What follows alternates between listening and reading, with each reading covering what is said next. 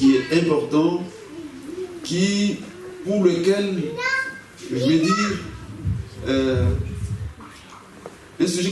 un sujet pour lequel nous avons reçu le Saint-Esprit. Nous avons reçu le Saint-Esprit non pas pour autre chose, il y a un objectif à atteindre. Cet objectif, c'est rencontrer Jésus quand il reviendra. Amen.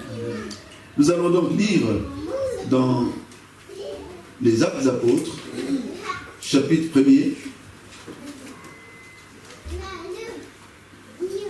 versets 9 à 11. Actes des Apôtres, chapitre 1er, versets 9 à 11. Le sujet que nous abordons aujourd'hui est très, très, très, très important. Encore très important. Je vais lire ce texte. On l'a mis ici en anglais. Vous êtes peut-être des anglophones. Je ne savais pas. Vous êtes bilingues. Enfin. Eh bien. Chapitre 1er, versets 9 à 11. Après avoir dit cela, il fut élevé pendant qu'il me regardait, et une nuée le déroba à leurs yeux. Et comme ils avaient les regards fixés vers le ciel pendant qu'ils s'en allaient, voici des hommes vêtus de blanc leur apparurent, et dirent: Hommes galiléens, pourquoi vous arrêtez-vous à regarder au ciel? C'est Jésus qui a été enlevé au ciel du milieu de vous, reviendra de la même manière que vous l'avez vu allant au ciel. Donc 40 jours après la résurrection du Seigneur, il a mené ses disciples à Béthanie, selon Marc qui précise le lieu, à Béthanie, et il les a conduits jusqu'au mont des Oliviers. Et là, il leur donne les dernières instructions que nous lisons dans les Écritures saintes. Il leur parle, il leur dit par exemple: allez faire des tours des nations des disciples, et puis voici les miracles qui accompagneront ceux qui l'ont cru. Après, il leur impose les mains, il les bénit, et tout de suite, ils vont remarquer quelque chose qui va se faire. Ils voient Jésus, ses pieds commencent à s'élever du sol, et Jésus s'élève au milieu d'eux. Il monte. Je ne sais pas s'ils savaient que ça allait se faire, mais la Bible nous dit qu'ils ont vu Jésus en train de monter, et regardaient, il montait. Ils savaient comment il est né, qu'il était né à Bethléem, pas à travers une femme, mais maintenant ils voient Jésus monter. Il reste là en train de regarder Jésus monter, jusqu'à ce qu'une nuée vienne le dérober à leurs yeux. Ils ne le voient plus, il entre. Mais il reste en train de regarder, de fixer les yeux au ciel. Je pense, cela n'est pas écrit, que quand il est arrivé au ciel, bien sûr sous les acclamations des anges, parce qu'il venait de remporter une importante victoire, tout le ciel a vibré, ils ont acclamé. Je m'imagine, ce n'est pas écrit ici. Il y a des acclamations au ciel. Le Seigneur a triomphé, il est rentré au ciel, au milieu des anges, des armées célestes qui l'adorent, qui le louent.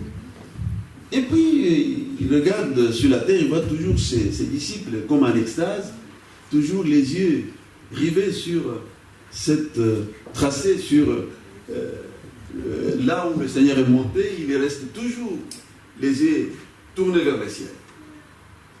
Je crois aussi que celui qui doit maintenant avoir envoyé, c'est des anges. Ce n'est pas non plus écrit, mais je crois que c'est lui, parce qu'aucun ange ne peut faire quelque chose sans l'ordre du Seigneur. Et quand ces des anges arrivent, ils vont les transmettre ce message. Il dit que, ô Galiléen, c'est Jésus que vous avez vu allant au ciel, reviendra de la même manière que vous l'avez vu allant au ciel.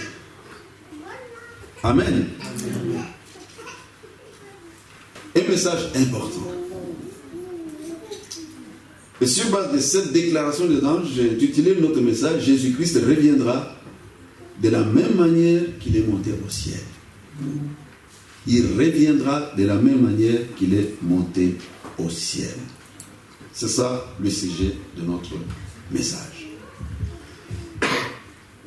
Mais depuis que ces anges avaient donné ce message, Jésus n'est pas revenu.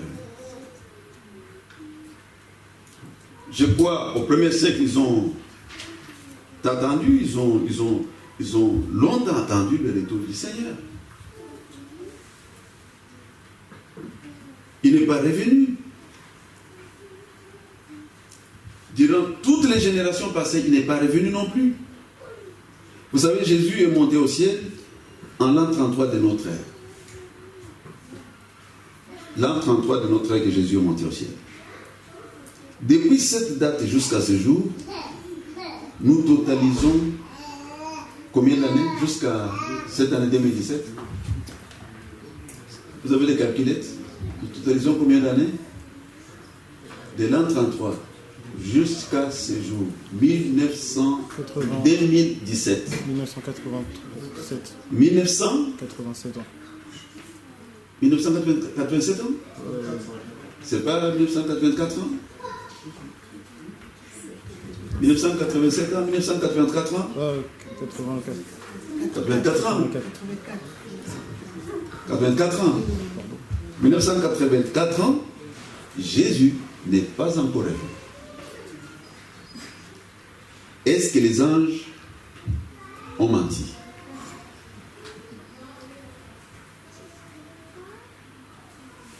Jésus n'est pas encore revenu comme ils avaient annoncé aux disciples. Je me suis imaginé que les disciples qui avaient entendu le message des anges sont restés tous les jours en train de dire: prêchons vite, Jésus va revenir, nous allons le voir revenir de la même manière. Et ils sont tous morts. Ils ont quitté la terre. Parce que le dernier des apôtres qui est parti, c'est l'apôtre Jean. Il est mort en l'an 100. Après avoir vu l'Apocalypse vers les années 96, 97 à Patmos. Et il est parti, Jésus n'est pas revenu. Les successeurs, les chrétiens qui sont restés après eux, ils ont aussi attendu, il n'est pas revenu. 3e siècle n'est pas revenu, 4e siècle n'est pas revenu. Et puis on a commencé à oublier jusqu'à ces jours, 1984 ans, Jésus n'est pas revenu. Non, les anges n'ont pas menti et ils ne peuvent pas mentir. Pourquoi? Parce que ce sont des êtres saints. Ils sont saints et puis ce message, ils ne l'ont pas inventé. Ce message vient du Seigneur Jésus. C'est lui qui leur a dit: allez leur dire que de la même manière qu'ils m'ont vu aller au ciel, je reviendrai de la même manière qu'ils m'ont vu aller au ciel. Donc, retenons dans notre esprit que Jésus-Christ reviendra de la même manière qu'il est monté au ciel. Amen. Mais Jésus ne devait pas revenir à n'importe quelle période. Voilà pourquoi dans toutes les générations passées, il n'est pas revenu. Même dans sa première venue, il n'est pas non plus venu dans n'importe quelle période. Michée avait bien précisé. Il a même donné le lieu où il devait naître. Tout était calculé dans l'agenda de Dieu lui-même. Il ne veut pas venir à n'importe quelle période. Beaucoup de prophéties bibliques ont annoncé qu'il devait revenir dans les derniers jours. Mais les derniers jours commencent quand? Depuis le jour que Jésus est venu, que les derniers jours ont commencé. Parce que quand on parle des derniers jours, c'est qu'il y a les premiers jours. Amen. Amen. Parce que quand on parle des derniers jours, c'est qu'il y a les premiers jours. Parce qu'on ne peut pas arriver aux derniers jours sans commencer par le premier. Donc les premiers jours ont commencé quand? Ça c'est une autre histoire. Mais nous nous occupons maintenant des derniers jours. plusieurs signes ont été donnés. Parce que même les disciples ont demandé un certain jour. Vous savez, je ne vais pas tarder longtemps parce que nous n'avons pas assez de temps. Je vais aller plus vite, je vais me résumer. C'est un message très important. Les disciples, peut-être aussi beaucoup d'autres gens voulaient savoir, mais tu ne nous donnes pas la date de ton retour. Alors, donne-nous quand même quelques signes qui vont nous faire savoir que tu es proche ou bien tu vas revenir telle année ou tel siècle. Alors, il a donné plusieurs signes précurseurs de son retour. Plusieurs signes annonciateurs de son retour. Et plusieurs de ces signes qu'il avait annoncés se sont accomplis en notre temps. Se sont accomplis en notre temps. Comme quoi notre génération se trouve vraiment dans ces derniers temps, dans ces derniers jours. Donc je ne voudrais pas aujourd'hui parler de tous ces signes parce qu'ils sont nombreux. Amen. Amen. Il y a beaucoup de signes. Et si nous voulons en parler, nous pouvons passer des jours et des jours à parler des signes précurseurs de son retour. Mais je vais m'arrêter sur 4 signes, simplement 4 signes importants. Moi j'appelle 4 signes majeurs. Et je dis bien 4 signes majeurs, indicateurs de cette période où Jésus doit revenir et qui sont également les 4 signes majeurs indicateurs de l'imminence de son retour. Amen. Amen. Donc ces 4 signes indiquent la période dans laquelle le Seigneur va revenir. En même temps, ces 4 signes indiquent l'imminence de son retour dans cette même période. Je crois que je me fais saisir. Très bien. 4 signes. Le premier signe, je vais aller très très vite, se trouve dans Luc chapitre 21, verset 24. Nous allons lire ce passage qui va nous ouvrir les yeux concernant les derniers jours. Parce que parfois nous parlons derniers jours comme ça en l'air. Parfois nous regardons certains événements qui se passent, nous pouvons les voir même qui se sont passés dans les siècles passés. Même dans les millénaires passés, mais ça se passe encore. Mais comment savoir que c'est les derniers jours? Est-ce que ce n'est pas la même chose que par le passé? Alors nous lisons dans Luc chapitre 21, verset 24. Je vais lire. Ils tomberont sous le tranchant de l'épée, ils seront amenés captifs parmi toutes les nations, et Jérusalem sera foulée aux pieds par les nations jusqu'à ce que les temps des nations soient accomplis. Vous voyez, il là, je ne vais pas lire tout le texte, il s'agit du peuple juif. Amen.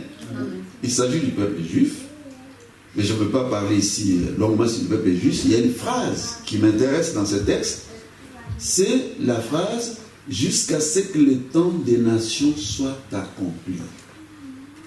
Il faut souligner cette phrase, « jusqu'à ce que le temps des nations soit accompli ». Qu'est-ce que c'est le temps des nations? Le temps des nations. Dans l'Ancien Testament, Dieu marchait avec un seul peuple, une seule nation. La nation d'Israël. Donc, il a mis de côté toutes les autres nations. Dieu ne marchait qu'avec la nation d'Israël. Il ne marchait pas avec les Moabites, il ne marchait pas avec les Philistins, il ne marchait pas avec les Amoréens, les Ammonites ou d'autres peuples de cette époque. Il ne marchait qu'avec la nation d'Israël. Jusqu'à ce que le Messie vienne. Parce qu'il avait promis la venue du Messie. Le Messie a été destiné aux Juifs. C'est pour cela que quand Jean écrit, il dit il est venu chez les siens. Et les siens ne l'ont point reçu. Les siens, c'est qui? C'est le peuple juif. Il est venu chez les siens et les siens ne l'ont point reçu. Maintenant, à tous ceux qui l'ont reçu, il s'agit des nations non juives. Amen. Amen. Et là, c'est très important, j'attire votre attention. Le Messie vient ils rejettent le Messie en le crucifiant. Comme ils l'ont rejeté, vous vous rappelez cette fameuse déclaration du Seigneur dans Matthieu chapitre 23, il dit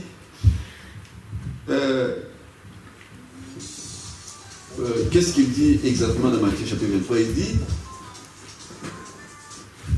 ceci, je ne veux pas dire n'importe quoi. Il dit, Jérusalem, Jérusalem, qui tue les prophètes et qui lapide ceux qui te sont envoyés. Sur verset 37, combien de fois ai-je voulu rassembler tes enfants comme une poule rassemble ses poussins sous ses ailes, et vous ne l'avez pas voulu. Voici votre maison vous sera laissée déserte. Amen. Amen. Quand Jésus dit que votre maison vous sera laissée déserte, il annonce là la destruction du temple de Jérusalem. Il annonce la dispersion des Juifs. Alors, le texte que nous lis maintenant dans Luc annonce quelque chose, ce qui devait se passer réellement avec le peuple juif. Comme ils ont rejeté le Messie, et le Messie va aussi les rejeter. Mais c'est dans le plan de Dieu. Il les rejette pour marcher avec un nouveau peuple. Amen. Amen. Le nouveau peuple, c'est qui? Le jour de la Pentecôte. Suivez très bien. Dans l'Ancien Testament, il y avait une seule nation avec laquelle Dieu marchait. Toutes les autres nations, il les a mis de côté. Le jour de la Pentecôte, ceux qui vont croire en l'Évangile, qui vont se convertir, on nous dit qu'ils étaient plus de 3000 personnes. Si on compte les femmes et les enfants, peut-être 6000 personnes, 6000 à 7000. On a dit 3000 hommes se convertissent ce jour. Mais quand vous lisez le jour, la langue qu'ils ont, quand ils ont commencé à parler dans des langues, dans des nouvelles langues, ils parlaient, ils priaient dans leur langue, en araméen. Mais les gens qui étaient venus, les entendaient chacun dans sa propre langue. C'était toutes les nationalités. On cite même leur origine. On parle des Égyptiens, des Arabes, des Crétois, on parle de toutes les nationalités.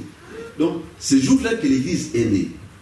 L'Église, c'est le rassemblement des hommes qui viennent de toutes les nationalités, plutôt de toutes les nations du monde. Amen. C'est ça l'Église. Toutes les nationalités du monde. Tandis que chez les Juifs, ce sont les Juifs seulement, une nation. Dieu vient de la rejeter et il commence la marche maintenant avec un nouveau peuple. Je voudrais attirer votre attention que Dieu ne peut pas marcher avec deux peuples à la fois. Soit il marche avec un, il rejette l'autre, ou soit avec l'autre, il rejette le premier. Vous comprenez? Donc il ne peut pas marcher avec Israël et l'Église. Comme Israël l'a rejeté, alors il s'est formé un nouveau peuple. C'est à ce moment-là, depuis le jour de la Pentecôte, qu'a commencé les temps des nations. Vous avez compris? Amen. Et Israël a disparu. Dispersé dans le monde. C'est pourquoi nous avons aujourd'hui juifs égyptiens, juifs français, juifs tels. Alors, même la maison le temple de Jérusalem a été détruit, incendié par les Romains. Jusqu'à ce jour, sur l'emplacement du temple, il y a la mosquée d'Omar. Alors, pendant des siècles, pendant tous ces siècles, c'est l'Église. Dieu marche avec l'Église. Et vous voyez ici qu'ils tomberont sur les tranchants de l'épée, ils seront amenés captifs parmi toutes les nations, et Jérusalem sera foulé aux pieds par les nations, jusqu'à ce que les temps des nations soient accomplis. C'est-à-dire jusqu'à ce que les temps accordés aux nations, c'est-à-dire à l'Église, arrive à terme. Il faut que vous me suiviez très bien. Amen. Amen. Alors, en 1948 de notre ère, l'État d'Israël, qui n'existait plus depuis 19 siècles, renaît de ses cendres. La renaissance de l'État d'Israël met un terme reconstruction, qui sont les temps de l'Église. Alléluia. Cette partie est très importante, mais interne au temps de l'Église. Quand Israël, l'État d'Israël est rené, les Juifs dans le monde entier se tournent maintenant pour retourner chez eux avec le projet de la reconstruction de leur temple. Tous les touristes qui vont en Israël, quand ils arrivent en Israël, vous allez trouver le musée du temple. Il se trouve à Jérusalem. Nous l'avons visité, vous allez trouver que dans ce musée, il y a tout ce qu'il faut pour le temple de Jérusalem, pour sa reconstruction. Les vêtements de sacerdotaux, des sacrificateurs, des lévites, tout, même la table de proposition, des pains de proposition en or massif, même les chandeliers. On peut les visiter, c'est bien mis dans les vitres blindées. Vous regardez, vous voyez qu'ils sont prêts et sont en train de former même des lévites pour la reconstruction de leur temple. Amen. Amen. À partir de la naissance de l'État d'Israël, cette naissance de l'État d'Israël met un terme au temps de l'Église. Vous me suivez? C'est ça le premier signe qui marque les débuts des derniers jours. Vous voyez, quand les apôtres parlaient dans leur époque, ils disaient dans les derniers jours, ils ne disaient pas dans leur époque. Parce que plus tard, ils ont compris. Sinon, ils allaient dire, nous sommes dans les derniers jours. Mais ils disaient non, dans les derniers jours, il y aura ceci, il y aura cela. Et les derniers jours, c'est toujours en rapport avec l'Église. Il faut que vous compreniez très bien. Amen. Les derniers jours, ce n'est pas en rapport avec la fin du monde. La fin du monde, c'est autre chose. Les derniers jours, c'est par rapport à l'enlèvement de l'Église. Amen. Vous me suivez? Les derniers jours, c'est par rapport à l'enlèvement de l'Église. Alors, l'Église est à son terme, à sa fin. Et que va devenir maintenant l'Église? Parce qu'Israël, l'État d'Israël est né. Un deuxième signe. Le premier signe, c'est celui-là. Et le deuxième signe, je vous ai parlé de 4 signes. Le premier signe, c'est la naissance de l'État d'Israël. Je ne vais pas entrer en détail parce que nous n'avons pas beaucoup de temps. Mais j'allais quand même faire une petite parenthèse pour que vous compreniez. Quand Dieu a rejeté Israël, parce qu'il a rejeté le Messie, en l'an 33, vous allez constater quand même que Israël a continué à exister pendant encore quelques années avant sa destruction totale. Quand vous lisez l'histoire, alors qu'il a été déjà rejeté. Pourquoi ces quelques temps? C'était un temps de sursis. Est-ce que vous me suivez? Pour permettre à quelques juifs et aux juifs de croire dans l'évangile. Et en l'an 70, Israël fut complètement rasé, le temple détruit par les Romains et les Juifs sont envoyés ailleurs.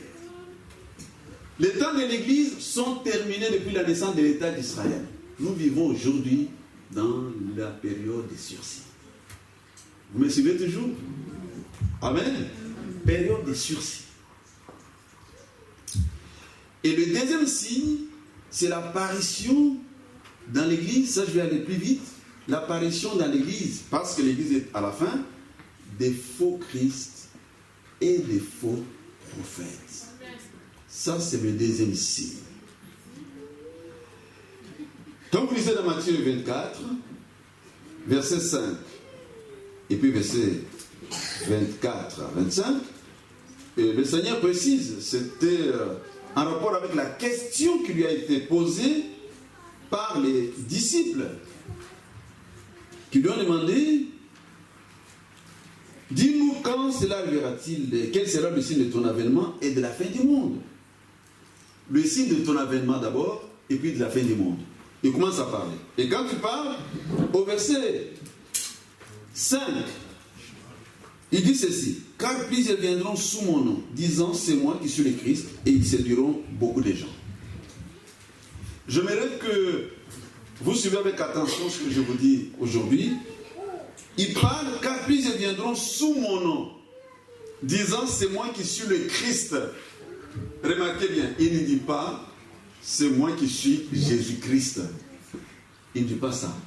il précise, plusieurs viendront sous mon nom et diront, c'est moi, et plutôt, disant, c'est moi qui suis le Christ. Je vais l'expliquer tout à l'heure. Et dans le verset 23 à 24, il dit, si quelqu'un vous dit alors, le Christ est ici, ou il est là, ne le croyez pas. Car il s'élèvera des faux Christ et des faux prophètes, ils feront des grands prodiges et des miracles au point de séduire, s'il était possible, même les élus. Des faux Christ et des faux prophètes. Pourquoi il ne dit pas, ils diront, c'est moi qui suis le faux Jésus-Christ. Il dit le faux Christ. Parce que le mot Christ signifie oint. Suivez-moi bien. Le mot Christ signifie oint. C'est-à-dire quelqu'un, des gens viendront avec une fausse onction. Vous me suivez toujours? Une fausse onction. C'est-à-dire des faux oints vont apparaître dans cette période. Ces faux oints ne sortiront pas des religions profanes. Il n'y a pas question des religions profanes. Ils vont sortir de l'Église. Et puis par maintenant les faux prophètes. Les faux prophètes, ce sont des devins déguisés en prophètes de Dieu. Vous me suivez toujours bien? Comme Balaam. Ce sont des devins.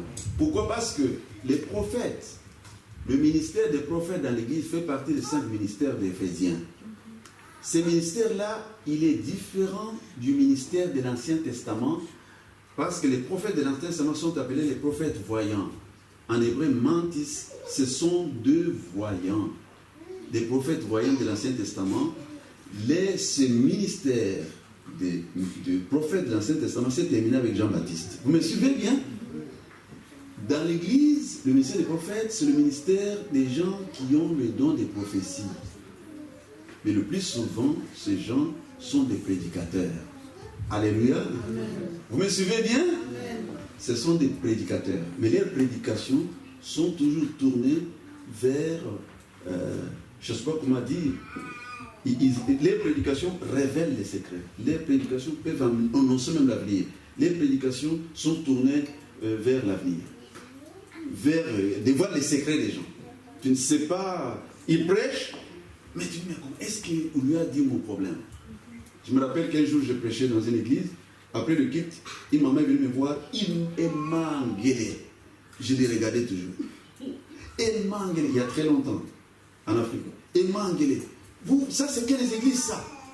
Hein? On vous a raconté toute ma vie, vous venez parler devant l'église, pourquoi ne pas venir me raconter? Elle a parlé, pourtant je ne la connais pas. Elle a parlé, elle a fini. J'ai dit, bon, est-ce que tu veux venir, on va s'asseoir? Non, non, non, moi je quitte l'église, c'est fini. Et c'est fâché, elle est partie. Je ne la connais même pas. C'est-à-dire que la prédication a révélé l'état d'âme, a révélé même la vie des gens. Alors, l'exercice du ministère des prophètes dans l'église, c'est généralement la personne qui a le don des prophéties. Le don des prophéties. Les prophètes voyants, on pouvait les consulter dans l'Ancien Testament. Vous me suivez bien? Mais dans le Nouveau Testament, on ne consulte pas ceux qui ont le don de prophétie. Vous savez pourquoi? Parce que ils ne savent pas quand est-ce qu'ils vont prophétiser. Vous comprenez? C'est le Saint-Esprit qui parle. Donc il ne peut pas dire d'avance, maintenant aujourd'hui je vais prophétiser. Si vous voyez quelqu'un qui avant de prêcher dit aujourd'hui vous allez voir, il vous dit comme ça aujourd'hui, il y a un problème. Dans l'église c'est différent. Donc c'était pour vous dire qu'il dit qu'il y aura des faux prophètes. Les faux prophètes sont des gens qui vont se présenter comme les prophètes de l'Ancien Testament. Vous comprenez? L'expérience comme prophète d'enseignement, il va commencer à deviner la vie des gens. Ne confondons pas avec la parole de connaissance. Je n'en ai pas parlé dans la veillée de prière. La parole de sagesse, il y a la parole de connaissance. Même celui qui a la parole de connaissance ne sait pas s'il va parler, si Dieu va lui révéler quelques secrets. Alléluia. Amen. Vous avez vu ce qui était vendredi, nous étions là et je reçois la parole de connaissance qu'il y avait quelqu'un de ce côté qui doutait. Et c'était exact, n'est-ce pas? Amen. Amen. Amen. Mais je n'ai pas prévu cela. Non. Je ne peux pas prévoir ça. Donc voyez-vous, les faux prophètes sont des gens qui vont venir, donc tout le monde doit être derrière eux. L'église ne peut pas être dirigée par un prophète. L'église doit être dirigée par le pasteur. Est-ce que vous comprenez bien ça? Donc, toute l'église est derrière un prophète. C'est un faux prophète. Parce que c'est le pasteur qui dirige tous les ministères dans l'église. C'est-à-dire le pasteur, il est le berger, le père de famille. Autour de lui, il y a des évangélistes, il y a des docteurs, et c'est lui qui les dispatche, c'est lui qui ordonne, toi tu vas prêcher, toi tu vas faire ceci. C'est lui qui surveille, tout tourne autour de lui. Et puis il y a ceux qui ont les charges ecclésiastiques, qui sont les anciens et les diacres. Amen. Amen. Pour respect de l'organisation de l'église, c'est ça, et c'est simple. Il n'y a pas des inspecteurs dans l'église, les pasteurs adjoints, ça n'existe pas. Les pasteurs assistants. Parce que quand on met pasteur assistant, pasteur adjoint, ce n'est pas dans les Écritures, ce n'est pas la structure de l'église. Ça va créer un jour le premier ministre avec le chef de l'État. Des coups d'État. Alléluia. Alors vous comprenez, il dit, ils dénoncent mon nom, ils diront, c'est moi qui suis le Christ, c'est moi qui est l'onction, c'est moi qui ai l'onction, c'est moi qui suis comme ça. Et ils séduiront beaucoup de gens. Ça, c'est le deuxième signe. Parce qu'aujourd'hui, nous voyons la recrudescence des faux Christ, des faux prophètes. Nous avons prié pour le don du Saint-Esprit, la manifestation du Saint-Esprit, ou plutôt le baptême du Saint-Esprit vendredi, n'est-ce pas? Amen. Est-ce que vous m'avez vu, au milieu des bouches, j'ai dit, maintenant, recevez le Saint-Esprit? Parce que si quelqu'un souffle en disant recevez le Saint-Esprit, ça veut dire qu'il est la source. Qu'il est la source. Ils imitent ce que Jésus a fait avec les apôtres après sa résurrection. Il leur a dit, il a soufflé sur eux. Il a soufflé parce qu'il est la source. Amen. Personne ne peut faire ça. Amen. Personne d'autre. Vous me suivez toujours? Amen. Il est la source. On dit que l'Esprit habite en lui sans mesure. Mais nous demandons que le Saint-Esprit vienne chez nous. Nous demandons tout simplement. Et il vient dans l'église. Alors nous avons beaucoup de fausseté. Beaucoup de fausseté. Nous étions en Israël une fois et j'ai vu le prédicateur qui était devant, qu'on avait appelé dans une église où nous étions allés prêcher. Il était là devant, il a prêché avant moi, je crois. Est-ce que c'était avant? Oui, avant moi, on l'a placé avant. Et pendant qu'il prêchait, il dit, aujourd'hui, je vais vous donner une onction des richesses. Vous allez devenir riche. Alors, pour devenir riche, chacun va tenir son argent à la main. Et le premier, quand je vais crier, le premier qui va courir pour venir toucher à mon ventre, il aura cette bénédiction. Moi, comme j'étais parti avec une délégation membre de notre église, il y a certains membres de notre église parce qu'ils sont instruits. Nous instruisons les membres de nos églises de faire très attention à ce moment. Ils sont tous sortis de la salle, mais moi je suis resté. Toute la salle a couru pour toucher le ventre du pasteur, pour avoir l'onction de l'argent. Ça, ce sont les faux Christ, les faux prophètes. Je ne veux pas aller plus loin, je veux parler du troisième signe. Alléluia. Amen. La recrudescence de faux prophètes et de faux Christ, vous en connaissez autant. Moi-même, on a failli me séduire aux États-Unis pour me donner cette force. J'étais accompagné de notre pasteur l'église d'Allemagne, dans une église, parce que je voulais découvrir d'où vient ce ministère qui fait tomber les gens à syncope. Vous avez appris ça, le ministère quelqu'un qui prêche, il fait la main comme ça, tout le monde dort. Tout le monde dort. Je voulais savoir qu'est-ce que c'est. Quand ils sont partis là-bas, nous avons rencontré les bishops, tout ça. Les archbishops nous ont reçus dans une église extraordinaire. Ce n'est pas comme notre église ici, mais vous ne voyez pas, c'est comme un amphithéâtre. Mais comme il a découvert que nous avons la responsabilité, puis il dit dans le monde, alors qu'est-ce qu'il va dire? Il dit, bon, en tout cas, toi, tu vas devenir un bishop. Tu es bishop, mais tu n'es pas encore devenu bishop. Mon cœur trembleur dedans. Alors, pour être bref, il nous a placés là-bas, il nous a présenté beaucoup de richesses. Voilà, si vous acceptez, vous signez ici, vous entrez dans notre fellowship, et puis vous allez, on va faire de vous un bishop, et puis quand vous allez partir, vous allez voir, dans 3 mois, l'église aura 10 000 membres. Il m'a cité les noms au Nigeria, au Kenya, et qu'il a, tous ceux qui sont venus, ils sont rentrés dans les églises, ils ont 10 000 membres, et même ont des voitures extraordinaires, ils ont tout. Alors vous allez avoir tout, vous allez voir l'onction divine. Vous verrez, l'église va se remplir. Et quand tu nous parlais, moi je les regardais toujours. Puis à l'église, on nous a placés quelque part, nous étions assis. Là, on a mis un interprète. Et il a appelé les gens pour me prendre au dépourvu. C'est-à-dire qu'on a appelé les anciens de son église, ils se sont mis, on a mis la table, on a amené une nappe blanche, on a mis, j'ai vu des cruches. Et puis pendant qu'il prêchait, nous avons un homme de Dieu. Quand je lui avais donné mon nom, il dit, son nom s'appelle Jean-Rémy Dipaka, il est bishop, mais il n'est pas encore devenu bishop. Aujourd'hui, il va devenir bishop. Il me prend au dépourvu. Vous voyez comment ils sont? Il parle.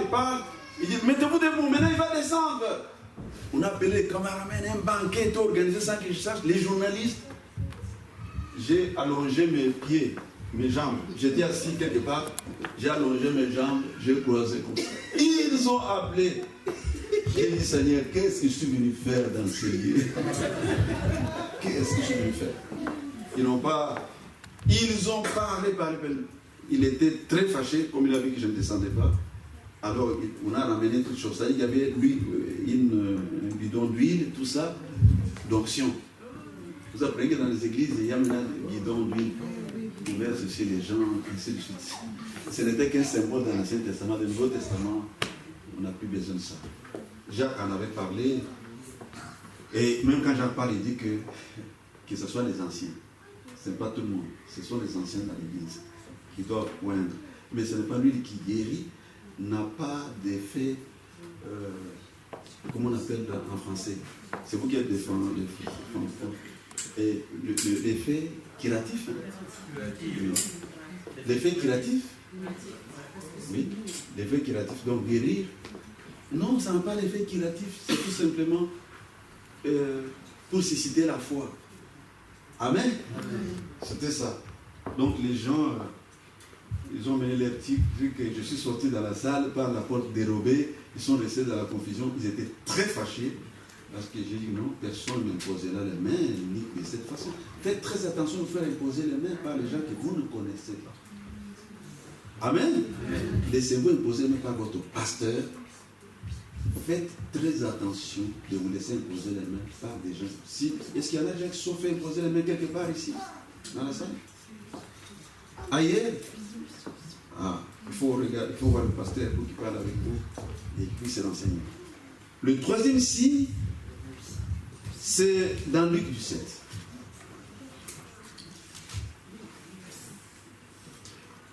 Luc 17, verset 26. Il nous reste 15 minutes. Il faut que j'aille plus vite parce que je dois parler de comment Jésus va revenir. Ce qui arriva du temps de Noé arrivera de même au jour du Fils de l'homme. Verset 26 à 27. Les hommes mangeaient, vivaient, se mariaient et mariaient leurs enfants jusqu'au jour où Noé entra dans l'arche. Le déluge vint et les fit tous périr. Quand vous lisez dans Genèse, vous verrez que chapitre 6, bien sûr, nous parle de ce qui s'est passé au temps de Noé. Ici, le Seigneur a donné certaines précisions. Et les hommes mangeaient, vivaient. Ici, ça veut dire autre chose. Ça veut dire ce que Paul a dit en d'autres termes, les hommes diront paix est sur terre. Vous comprenez? C'est ça, manger, boire. Les gens mangent, se livrent au travail, font ceci, et il y aura une ruine soudaine. Donc dans l'insouciance. Mais ce qui arriva du temps de Noé, d'une façon générale, c'était la violence extrême. Quand vous lisez dans Genèse chapitre 6, à partir du verset 9, je crois, vous verrez qu'on parle de la terre était remplie de violence et toute chair avait corrompu sa voix à cette période. Je crois que c'est dans Luc chapitre, et plutôt, Genèse chapitre 6, à partir du verset, bien sûr, 9 jusqu'au verset 13. Comme les au verset 13, il est écrit, car ils ont rempli la terre des violences. Voici, je vais les détruire avec la terre. Le troisième signe, c'est la violence. La violence extrême alors. Et vous savez, dans toute l'histoire de l'humanité, il n'y a pas eu un temps, une période, où la violence a atteint son paroxysme, a atteint son niveau extrême, comme les 2 derniers siècles de l'histoire de l'humanité. Les 2 derniers siècles, c'est le 20e, le 21e siècle. 20e et 21e siècle, d'abord le 20e siècle, il y a eu des guerres planétaires, des guerres mondiales. Ça n'a jamais eu lieu dans d'autres siècles. Quand on vous raconte les horaires de la Deuxième Guerre mondiale, vous ne pouvez pas vous imaginer ce qui s'est passé. Et les horaires qui se passent aujourd'hui. Regardez en Syrie. Vous suivez, non, les informations? Cette violence, ça n'a jamais eu lieu autrefois. Regardez en Libye. Regardez le terrorisme. Les gens qui font exploser, qui explosent et qui meurent avec beaucoup de gens. Ça n'a jamais existé dans d'autres siècles, ni même dans le passé. Donc la violence extrême, c'est ce que Jésus dit. Ce qui arriva du temps de Noé arrivera pareillement dans les jours de son retour. Donc le troisième signe, c'est la violence extrême. Ce qui se passe en République démocratique du Congo, à l'Est, ce qui s'est passé au Rwanda. Vous avez suivi ce qui s'est passé au Rwanda? Vous avez vu des images où quelqu'un prend la machette, il coupe la tête publiquement. Le monsieur qui sortait avec ses enfants dans la voiture, il suppliait même, il sortait de la voiture. C'est une image qui est restée aujourd'hui, une image d'archive qu'on fait montrer. Mais le monsieur suit avec sa femme. Non, il l'arrête, il coupe la tête de la femme, il coupe la tête des 4 enfants, et il continue le génocide rwandais, le génocide qui se passe à l'est de la République démocratique du Congo. C'est un génocide incroyable. On n'a jamais vu dans l'histoire le viol des femmes, des milliers et des milliers de femmes. Quand on dit des femmes, ça c'est encore peut-être supportable. Mais on parle des enfants, des bébés de 8 mois, de 7 mois, de 8 ans, de 5 ans. Il faut aller voir Dr Mukwege qui soigne ces femmes là-bas. Il a fait le discours à l'Union européenne. Il a parlé de ça. Ça a éclairé les gens. C'est pas possible parce que celui qui les soigne dans son hôpital à l'est de la République du Congo, il est protégé par les casques bleus parce qu'on tente de le tuer. Cette violence et les attentats qui sont passés ici, dans ces... à Bataclan. Au Bataclan. Vous avez vu dans l'autre siècle passé? Et c'est passé à Zaventem, à l'aéroport de Bruxelles.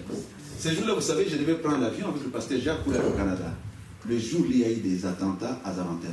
Et là où il y a l'attentat, c'est là où on devait prendre notre avion. Parce que c'était Air Canada. C'est là, effectivement, où il a explosé. Mais la grâce du Seigneur, c'est que l'ancien qui s'occupe de mes voyages a changé le vol ces jours-là. Au lieu de mardi, il a mis vendredi. Incroyable. À 7h du matin, on serait dans la file exactement là où ils ont explosé. Je ne sais pas qu'est-ce qu'il a pris à changer le vol de mardi, il a mis vendredi. C'est l'Esprit du Seigneur. Amen. Amen. Amen. Sinon, on ne serait pas en train de... Ça serait l'histoire. Plutôt, il était parti. Il est parti auprès du Seigneur. Le Seigneur n'a pas permis. Donc, cette violence inouïe est terrible. Donc, c'est ce qui se passe. Nous vivons cela maintenant, l'extrême violence sur la terre. Quatrième signe, c'est le dernier signe, et puis je vais parler rapidement comment Jésus va descendre. Le pasteur en a parlé ici en passant rapidement. C'est le verset, Luc 17, verset 28 à 30. Ce qui arriva du temps de l'autre arrivera pareillement. Les hommes mangeaient, vivaient, achetaient, vendaient, plantaient, bâtissaient. Mais le jour où l'autre sortit de Sodome, une pluie de feu et de soufre tomba du ciel et les fit tous périr. Il en sera de même le jour où le Fils de l'homme paraîtra. Je voudrais m'arrêter sur deux points. Vous savez que cet enseignement peut durer vraiment, s'il faut bien le donner en détail, pendant une semaine. Mais ici, je vais le donner en quelques minutes. Vous comprenez que je vais sauter beaucoup de choses. Maintenant, je vais aller plus vite sans même lire.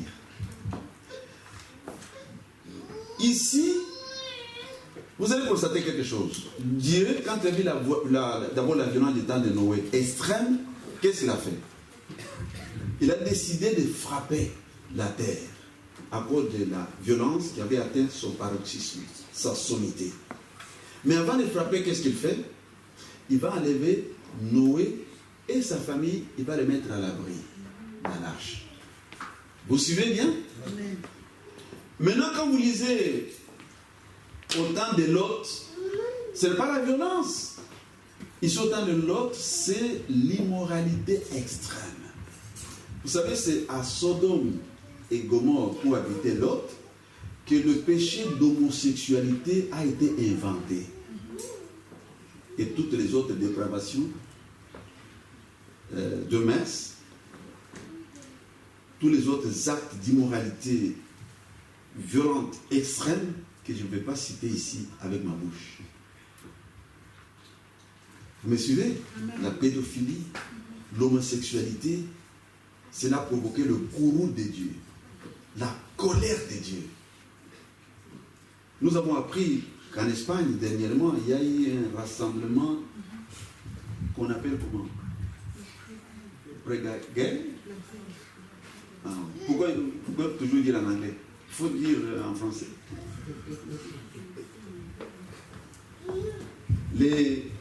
Ces regroupements des impies, des homosexuels, des lesbiennes.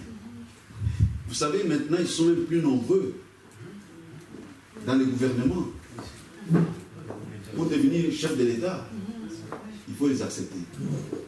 Pour accéder à certaines responsabilités importantes à l'université, il faut accepter les homosexuels. Si tu pars contre l'homosexualité, je crois que tu ne vas pas continuer dans notre société. Vous savez, l'homosexualité était cachée dans les siècles passés. On ne parlait pas des homosexuels, c'était caché. Mais aujourd'hui, c'est public. Et c'est même devenu une valeur. On parle même de l'homophobie. Voilà le quatrième signe, la dépravation des mœurs. Regardez à l'internet des choses parce qu'on n'a plus, on ne peut plus comprendre ce qui se passe. Et notre siècle, comme au temps de Sodome et Gomorrhe, vous avez la culture de la nudité. Est-ce que vous me suivez? Vous me suivez? Oui.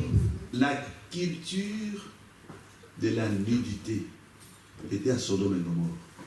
Vous constatez aujourd'hui, cette culture de la nudité, qu'est-ce que vous voulez dire? Culture de nudité ou bien de la nudité?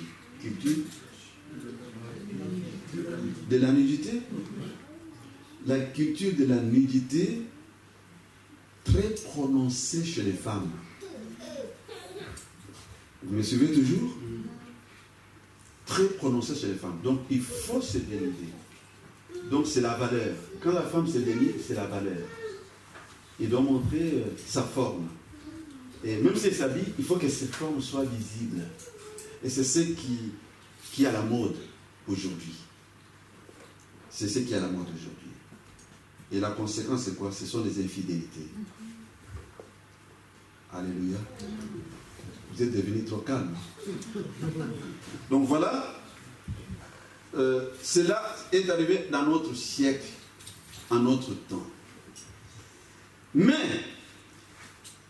avant que Dieu ne frappe Sodome et Gomorrhe, il nous est dit, verset 29, mettez verset 29, vous allez voir, avant que Dieu ne frappe Sodome et Gomorrhe, le jour où l'autre sortit de Sodome et Gomorrhe, une pluie de feu et des souffles tomba du ciel et les fit tous périr.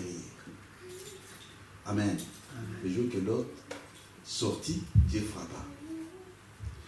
Donc, notre temps, Dieu veut frapper la terre. Dieu veut frapper la terre actuelle. Et quand vous lisez dans 2 Pierre chapitre 3, verset 9, il est écrit, la terre d'à présent est réservée pour le feu et pour le jugement des hommes impurs. Ça, c'est 2 Pierre, chapitre 3, verset 9. La terre actuelle, notre terre ici, est réservée pour ça. Et qu'est-ce qui va se passer? Quand vous lisez, maintenant je vais parler rapidement dans 5 minutes, comment Jésus va revenir de la même manière qu'il est parti. Il va revenir, pourquoi? Il faut savoir que c'est d'abord pour frapper la terre. Ça, c'est la première chose que vous devez voir dans l'esprit. Pour frapper la terre comme il a frappé les hommes du temps de Noé, comme il a frappé les hommes du temps de Lot. Mais avant de frapper les gens de cette période, il a d'abord mis les justes à l'abri. C'est ça, dans notre temps, l'enlèvement. Amen. Amen. Il va enlever l'église parce qu'il veut frapper la terre. C'est pourquoi, quand vous lisez dans Matthieu chapitre 24, vous voyez rapidement chapitre 24 de Matthieu, ici au verset, à partir du verset 29 à 30, voyez-vous, aussitôt après ces jours de détresse, le soleil s'obscurcira, la lune ne donnera plus sa lumière, les étoiles tomberont du ciel et les puissances des cieux seront ébranlées. Alors le signe du Fils de l'homme paraîtra dans le ciel, toutes les tribus de la terre se lamenteront et ils verront le Fils de l'homme venant sur les nuées du ciel avec puissance et une grande gloire. Je vais parler en quelques minutes, rapidement, que vous compreniez ce qui va se passer. Regardez. Comme vous lisez dans 1 Thessaloniciens chapitre 4, on dit que quand la dernière trompette sonnera, le Seigneur descendra du ciel. Il est monté, non? Il descendra du ciel. Quand il descend du ciel, le monde ne le verra pas d'abord. Mais quand nous lisons ce texte, il faut suivre très bien. Au verset 24, on dit que alors le signe du Fils de l'homme paraîtra dans le ciel, toutes les tribus de la terre se lamenteront. Quand il va descendre du ciel, le monde ne le voit pas. Parce que quand il est monté au ciel, les disciples le regardant, ils ont vu une nuée qu'il a dérobée à leurs yeux, n'est-ce pas? On ne l'a pas vu. Et quand il va descendre, cette nuée est toujours là. On ne le voit pas. Et il va, à partir de là, crier. Dans Jean, il est écrit, celui qui entendra ma voix, ceux qui sont dans le sépulcre sortiront. Et ceux qui sont vivants, qui ont reçu le Saint-Esprit comme vendredi, la nuit, le Saint-Esprit va changer leur corps et nos corps vont complètement changer. Je ne sais pas si ça sera la nuit ou le jour, je ne sais rien, mais les gens pensent toujours que peut-être ça sera la nuit. Parce qu'on dit les deux qui sont sur le lit, l'un sera pris et l'autre reste. Est-ce que ce sera la nuit? On ne sait pas. Et quand on parle de 10 vierges, on parle toujours de la nuit. Est-ce que le Seigneur donnait une indication que c'est la nuit qui viendra l'enlèvement? Point d'interrogation. Amen? On ne sait pas. Alors, quand il descendra du ciel, les corps changent, deviennent semblables au corps des anges, et ceux qui sont morts ressuscitent, et tous s'envolent vers le ciel des 4 coins de la terre, jusque dans l'au-delà, cachés par la nuée. Est-ce que vous me suivez? Nous entrons dans la nuée, et puis c'est fini. Mais ceux qui sont sur la terre vont continuer. Donc si vous n'avez pas le Saint-Esprit, qui est le gage, la garantie pour changer, pour hériter le royaume des cieux, vous n'allez pas changer. Vous allez rester sur la terre. Mais je vous ai dit tout à l'heure que Jésus revient pour frapper. S'il prend l'église, c'est pour la mettre à l'abri. Vous comprenez? D'abord à l'abri, mais ce n'est pas encore la fin du monde. Et maintenant, ceux qui vont rester sur la terre, qu'est-ce qui va se passer? Il y aura immédiatement ce que Paul appelle dans 1 Thessaloniciens, il dit ruine soudaine. Le mot ruine signifie désastre. C'est dans Thessaloniciens. Je vous donne plus de passages parce que le temps s'est écoulé, mais vous pouvez facilement lire dans Thessaloniciens.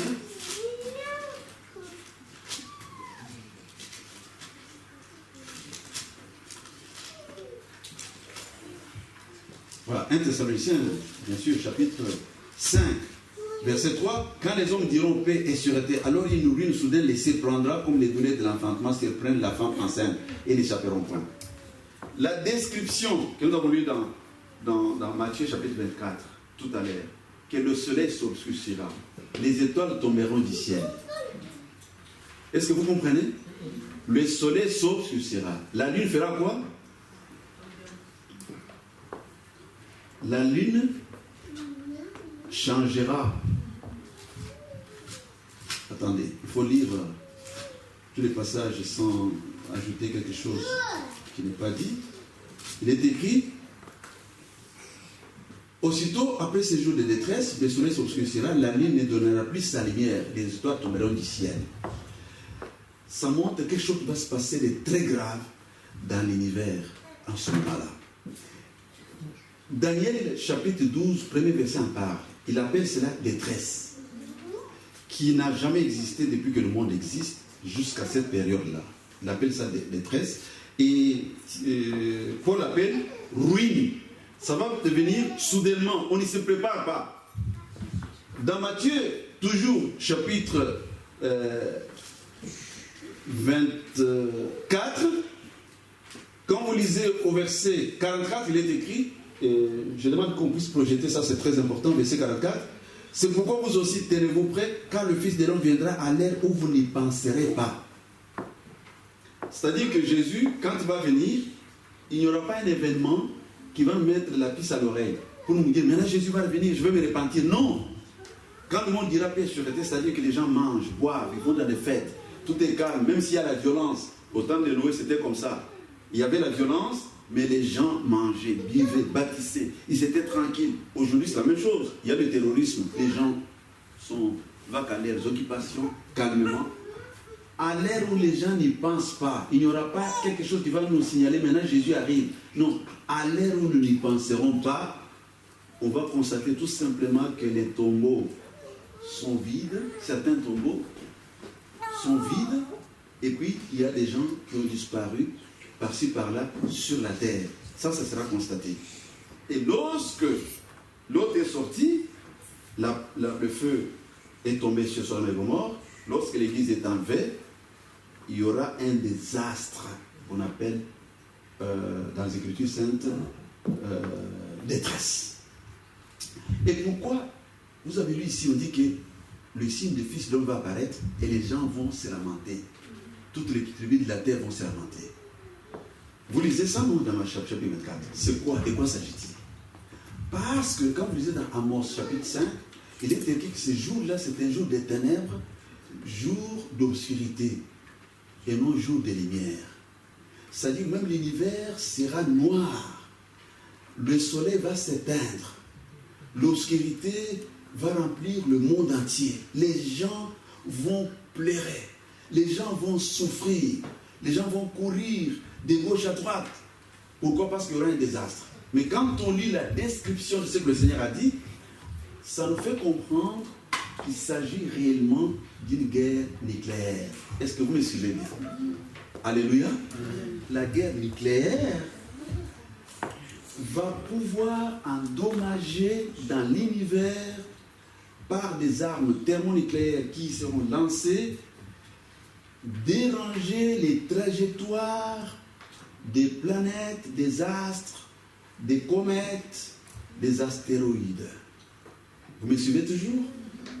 Parce que même scientifiquement parlant, quand on dit que la Lune perdra sa lumière, est-ce que la Lune est un objet incandescent? Est-ce que... Non. La lumière, la Lune, l'éclairage que nous voyons la nuit, c'est le reflet du Soleil. Donc c'est le Soleil qui va s'éteindre. Qu'est-ce que ça signifie? Ça signifie que dans l'espace, il y aura la collision des planètes, des astéroïdes. Cette collision va provoquer la fumée, va provoquer des tremblements de terre, des bruits assourdissants. Et Pierre en parle. Dès Pierre chapitre 3, verset 10, il dit que les éléments embrasés se dissoudront. Les éléments embrasés se dissoudront. La lune, les étoiles. Quand on dit les étoiles tomberont, il s'agit des débris, de tout ce qui se passe dans l'espace. Ce ne sont pas les étoiles, ce sont des comètes, des astéroïdes qui vont tomber sur la Terre. Et les gens seront tellement dans la détresse, ceux qui vont rester, et qu'à un certain moment, comme il y a l'obscurité, il y aura un signe qui va apparaître dans les ciels. Le signe du Fils de l'homme. Vous me suivez toujours? Le signe du Fils de l'homme va apparaître. Donc, une sorte de lumière qui va apparaître. Parce que les gens seront dans le... Ceux qui vont rester, je ne sais pas parmi nous, est-ce qu'il y a quelqu'un qui va rester dans cette période? Il n'y a pas quelqu'un qui souhaite rester? Alors, ceux qui vont rester, la lumière qui va apparaître comme ça, donc, comme une étoile filante, hein, c'est ça ce qu'on appelle le signe du Fils de l'homme. Ça va apparaître comme ça dans les nuages. Mais nous ne sommes pas encore sur la terre, nous sommes plus sur la terre. Hein. Nous qui avons le Saint-Esprit, nous qui sommes nés de nouveau. Si vous n'êtes pas nés de nouveau, votre nom n'est pas écrit dans le livre, vous ne serez pas. Si vous n'avez pas le Saint-Esprit, vous ne participerez pas. Il y a des conditions. Il faut naître de nouveau, il faut marcher dans la sanctification sans laquelle personne ne verra le Seigneur. Vous me suivez? Amen. Alléluia. Amen. Il faut persévérer jusqu'à la fin. Alors, cette lumière qui va traverser le ciel, encore 3 minutes. Alors, je sais que le cœur bat pour aller manger le... On peut manger la parole. On attend la fin. Alléluia. Il y a la communion fraternelle après. Le cœur bat, on va manger. Vraiment. Mais vous savez, donc le pasteur m'a déjà apporté quelques minutes. Nous sommes entendus avec lui qu'on va arrêter à 12 heures. Mais voilà que cet enseignement demande beaucoup de jours. Mais j'essaie de le couper rapidement. Alors, cette lumière, les gens qui sont dans les ténèbres, ils pleurent, ils crient. Ils se posent. Jésus l'a dit même quand il allait à la croix, il a dit que les gens diront montagne tombée sur nous. Et il parlait de ça effectivement. Les gens vont pleurer, souffrir, ils vont courir dans tous les sens. D'abord, ceux qui vont découvrir que les parents, vous réveillez le matin, vous trouvez que papa et maman ne sont pas là, vous êtes resté seul, vous êtes un jeune homme. Qu'est-ce que vous allez faire? Vous allez aller à la prière, vous allez à l'université. Ça vous apportera rien. Si vous trouvez que votre femme est partie et votre mari est resté, et donc l'un ou l'autre restera. Mais écoutez-moi, je vais aller plus vite. La lumière apparaît dans le ciel sur le signe du Fils de l'homme.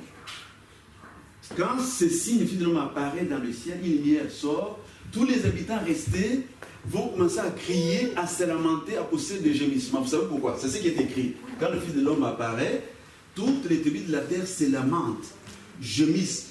Pourquoi? Se lamenter veut dire quoi? Gémir. Hein? C'est ça, non? Pourquoi ils gémissent? C'est parce que, en voyant la lumière, ils vont dire, oh, encore un espoir. C'est que comme nous sommes restés, maintenant Jésus va venir nous reprendre de nouveau. Donc ils vont commencer à crier, Seigneur, pardon, maintenant je me répands, maintenant je change de vie, maintenant on me donne la parole, je n'écoutais pas, on me suppliait, maintenant Seigneur, pardon. La réponse sera sans appel. C'est ce qu'il dit dans la parabole des 10 vierges. Les 10 vierges, les 5 folles, quand ils viennent en retard, qu'est-ce qu'il leur dit? Éloignez-vous, je ne vous connais pas. Et Jésus va parler en quelques minutes, sa voix sera entendue dans tout l'univers. Parce qu'il va apparaître assis sur le cheval blanc. Tu as lu ce texte-là tout à l'heure. J'allais vous lire dans l'Apocalypse chapitre 19, où Jésus qui va venir en ce moment-là apparaître, il va apparaître comme roi. Donc, comme roi qui vient punir, pas pour le jugement dernier. Le jugement dernier, c'est après 1000 ans. Donc, ici, c'est pour punir les crimes de la terre. Alors, quand il va apparaître, il va dire tout simplement, je ne vous connais pas. Donc, sa voix va s'entendre dans tout l'univers. Éloignez-vous de moi, ouvriers d'iniquité. Vous disiez, j'étais à l'hôpital, vous n'êtes pas venu me voir. Vous étiez, je n'ai pas de vêtements, vous ne m'avez pas donné de vêtements. En quelques minutes, il va dire toutes ces paroles, et puis sa lumière va encore s'éteindre, il va revenir dans la lumière, les ténèbres ouvrent la terre. Vous me suivez? Amen. Vous avez compris? Et c'est le début des noces de l'agneau dans l'au-delà. Et là, il va envoyer les anges rassemblés aux 4 vents des cieux. Quand vous lisez ces 4 vents des cieux, parce que comme ils seront enlevés dans les cieux, à un moment donné, de l'au-delà, il y a un moment qu'on appelle des retrouvailles. Nos bien-aimés qui sont partis avant, qui nous ont quittés, n'est-ce pas? Nous avons pleuré, mais nous allons les voir. Donc il y aura des retrouvailles. Tu regardes, tu dis, ah maman Nicole, tu es venue. Ah, Pasteur Mick, tu es venu. Ah Joseph, tu es là. Oh, Brigitte, tu es là. Mais où est Dominique? C'est ce qui va faire mal. Non, il n'est pas là. Cherchons-le, on cherche dans le quartier. C'est pendant cette période de retrouvailles, nous sommes éparpillés dans le ciel. C'est la raison pour laquelle le Seigneur va donner l'ordre aux anges d'aller nous rassembler des quatre vents des cieux. Est-ce que vous suivez?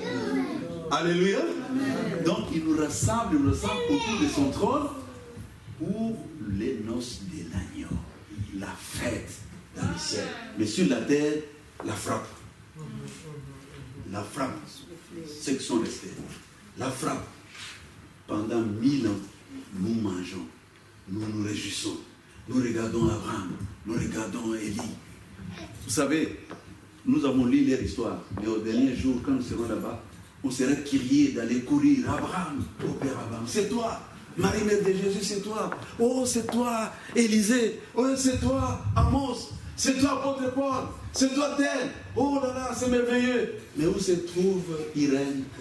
Il est resté en bas. Voici le jour du Seigneur. Il ne faut pas prendre ce message avec...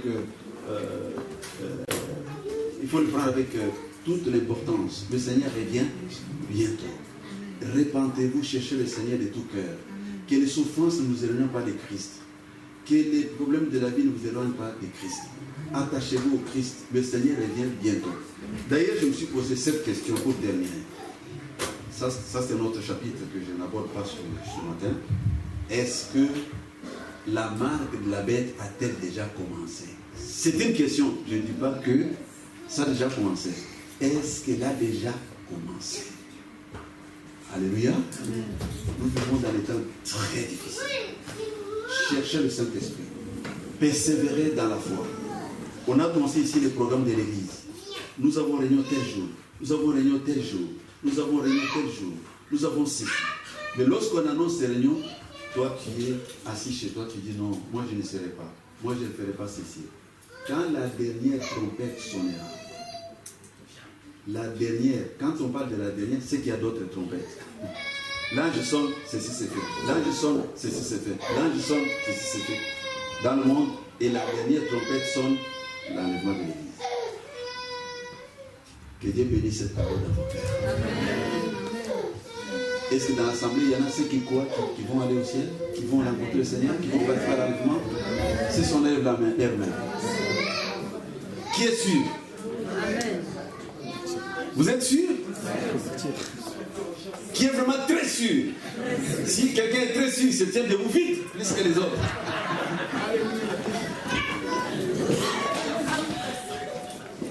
Moi je suis sûr. Il faut dire la même chose. Moi je suis sûr. Moi je suis sûr.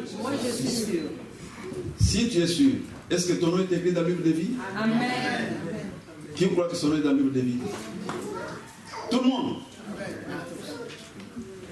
Ne faites pas comme cet étudiant qui allait à l'université, qui dit je suis à l'université. Le jour de la proclamation, on regarde, son nom n'est pas dans la liste. Le nom est écrit le jour que vous vous repentez sincèrement, sans mentir. Regardez votre passé et votre présent. Est-ce que votre repentance est sincère? Était-elle sincère avant de prendre le baptême d'eau? Est-ce que vous marchez dans la sanctification sans laquelle personne ne va le Seigneur? Sanctification des yeux, sanctification des oreilles, sanctification dans le corps. Vous avez votre écran, vous regardez la pornographie, vos yeux sont souillés. Parce que c'est ça le monde dans lequel nous vivons. Vous regardez toujours la nudité, vous regardez toujours de mauvaises choses. Vos yeux sont souillés.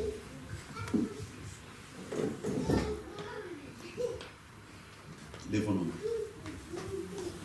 pour la grâce.